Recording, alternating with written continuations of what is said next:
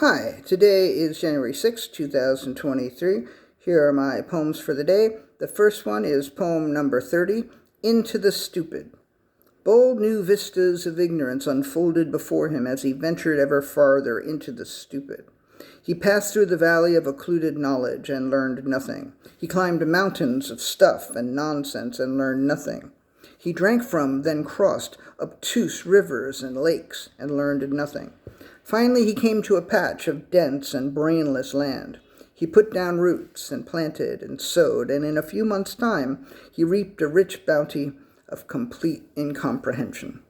Poem number 31, Kevin McCarthy. They say he should back down, but he says if at first, second, third, fourth, fifth, sixth, seventh, eighth, ninth, and 10th you don't succeed, try again.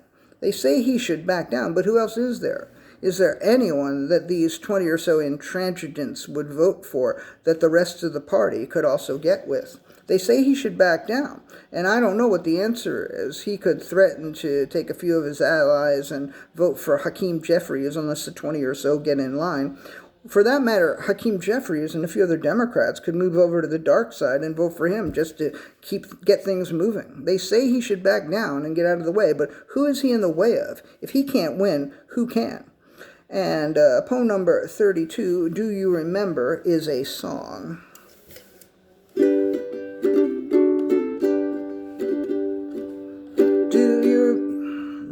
Let's try again. You probably remember 9/11, maybe you remember the Alamo. You may perhaps recall Pearl Harbor, but do you remember 2 years ago, a group of maniacs and traitors tried to destroy democracy's home. They met and marched in Washington and broke into the Capitol dome. They brought weapons of destruction, knives and guns and pipes and swords. For a while it seemed as though nothing and no one could stop the hordes. As we watched on television, some of us couldn't believe our eyes. But those of us who remember Reagan, it wasn't much of a surprise. The GOP has been anti-government for 2 years at least. The chickens came home and they roosted, then they slaughtered for their feast. They wanted to kill the vice president, they wanted to kill the speaker too. I wonder if they had succeeded, what did they plan next to do?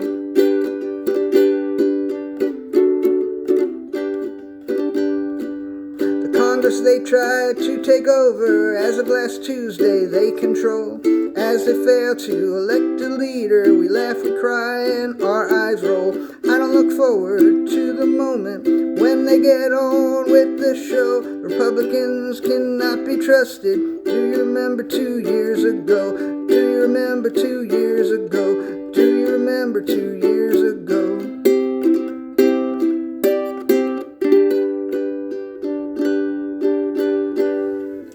And poem number 33 is Lying Mirror.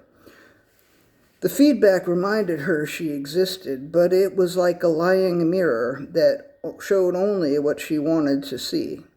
She wasn't sure if a lying mirror was better than no mirror at all, but for the time being she would continue to gaze at the false reflection. Perhaps another time she would find her way to the truth. And the last one today is poem number 34, Agree to Disagree.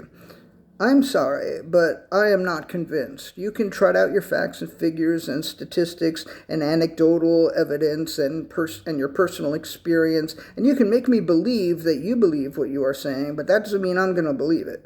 We may be neighbors, we may even be friends, but we live in different worlds. We listen in different chambers to different echoes. We seek not to learn, but to confirm our biases. When was the last time you or I changed our minds about anything? We both have what passes for a modicum of intelligence these days, but I think you're deluded and you think I'm stupid. So the best we can do is agree to disagree, you fucking moron. Thank you very much for watching, listening. I appreciate it more than you can imagine. And yeah, thank you.